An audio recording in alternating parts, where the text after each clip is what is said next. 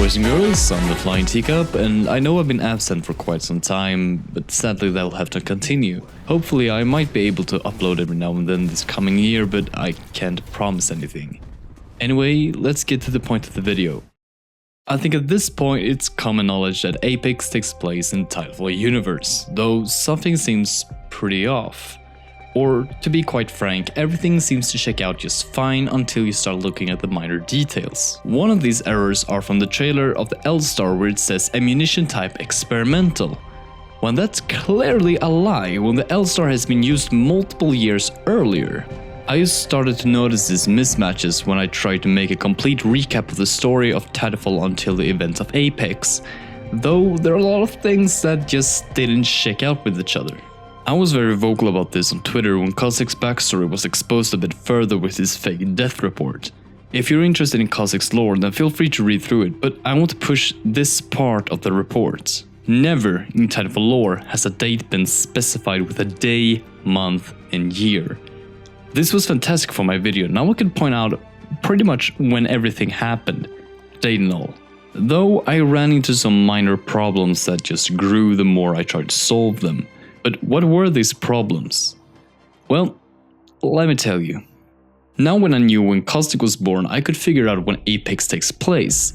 When I figured that out, I could just remove 30 years and figure out when Titanfall 2 takes place. And thanks to that, I can figure out how old Cooper is due to his birthday being specified in the campaign when he puts on Last-of-Us' helmet for the first time.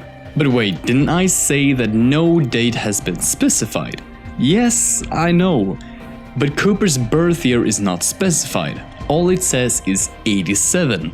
If it's 2187 or 2287 or 100 years later is not specified. But thanks to Kozik's birth year, this can now be cleared up. But it was at this point I ran into some problems. Apex is said to take place roughly 30 years after Titanfall 2. But with those numbers, that would mean that Cooper would be the age of 16 during Battle of Titan, which makes no sense at all. See, on Apex website, it said that Kozik is 48 years old now, which means that Apex takes place in 2733. 2733 minus 30 would be 2703. And with Cooper's birth year being something 87, in this case being 2687, it would mean that he's 16 by the time of Titanfall 2's campaign, which he clearly isn't. So that's our biggest discrepancy. After all this, I gave up on Apex lore. It felt like it was something completely different because, as I said, the concrete evidence that Respawn gave us didn't match up with what they made earlier. But just as I thought that Respawn would leave the timeline broken, they pulled a rug-sweeping move and struck me to the core. I can't leave. No, they'll kill me. No one ever makes it out. I did. So what? What did the Void event do to save the entire Titanfall timeline? Well, even though the Void Walker event didn't fix the timeline by itself, it indirectly did. It revealed that Wraith was an IMC pilot who participated in the evolution experiment with the phase shift technology. In the lab of King's Canyon, there's an audio log where she explains everything in more detail. Take a listen. Senior Science Pilot Renee Blasi, first report. The grant to test our new phase shift tech has been approved by the IMC's Ares division. My colleague Dr. Singh has his suspicions about them, but honestly, all I care about is whether or not it's true. That our dimension is not the only one. Now we just need some volunteers.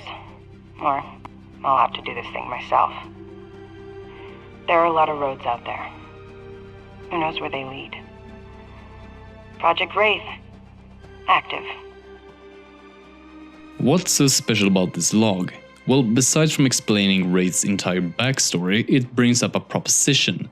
That Apex does take place in the Titanfall universe, but not in the same timeline. If you've seen the stories from the Outlands Void Walker, something very important is explained. Right from the start, it's said, in the final days of the war, the IMC withdrew forces from the Outlands. which matches up with the newspaper from the first trailer of Apex Legends. Then when Voidwalker Wraith helps our Wraith to escape the IMC facility, she says in disgust, So the IMC's still here in your world. which I will get to in a second.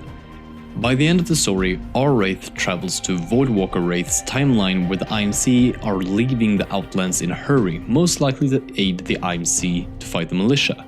I know this might be a little bit confusing, but the important thing to remember is that these two Wraiths exchanged timelines. The one who actually figured this out first was the user Frozen Fro on Reddit, where they posted this image. But not only that, they were even lucky enough to get an answer from one of the devs saying, "You nailed it, skins and all," smiley face. So wait, how does this little event save the entire Titanfall timeline? The thing we have to consider is that everything that has been published by Respawn regarding Apex is from the Apex timeline. In other words, the timeline where the IMC is leaving the Outlands. Still confused? Let me just put a bold suggestion. Apex and Titanfall's timeline are two individual dimensions. In the Apex timeline, the Wraith project was successful and the IMC was losing the war and left the Outlands to itself.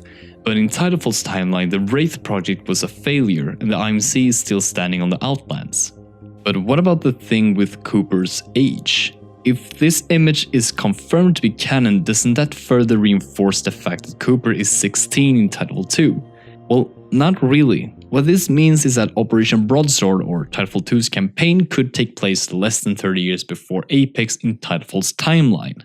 Also, on Apex website, it's stated that Wraith's homeworld is Titan and that her age is 32. Based on the condition of Titan in Titanfall 2, it's been abandoned of civil life and is now used strictly for IMC research. And based on Wraith's age, it would make more sense if she in Apex's timeline lived on Titan and that the event of Titanfall 2 never happened. Another possibility is that in Apex's timeline, Operation Grizzly could have had a bigger influence on the frontier and that the Project Wraith could be a direct consequence of that.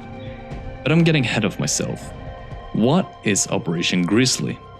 Not much is known of the operation, other than that it took place between Titanfall 1 and 2 and that the time gauntlet that is used by Cooper and Anderson in effect and COS originated from it. This could mean that the IMC, or more specifically the RS division, kept working on the interdimensional travel instead of working on the full weapon as they do in Titanfall 2's campaign. This means that Titan was never destroyed and Wraith grew up there and later became an IMC pilot and participated in the Wraith project as a volunteer and lost her memories. After the project becoming a failure and the IMC losing the war, they attempted to burn all evidence of the Wraith project and leave the King's Canyon to the mercenary syndicate to build the Apex game arena. So hopefully that wasn't too confusing. The conclusion I want to draw is that all Titanfall fans out there don't have to be afraid that there will be no story for Titanfall 3. But only time will tell when and what Titanfall 3 will be. What do you think? Is this all bogus or could this be true? Tell me in the comments, and as always, thanks for watching and take care.